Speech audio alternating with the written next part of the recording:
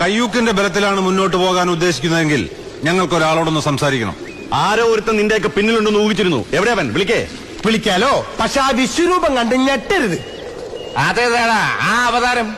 അവതാരപ്പിറവികളുടെ മുഴുവൻ രൗദ്രഭാവം ആവാഹിച്ച ഈ മൂർത്തിക്ക് ഇപ്പൊ പേര് നരസിംഹം എന്നാണ്.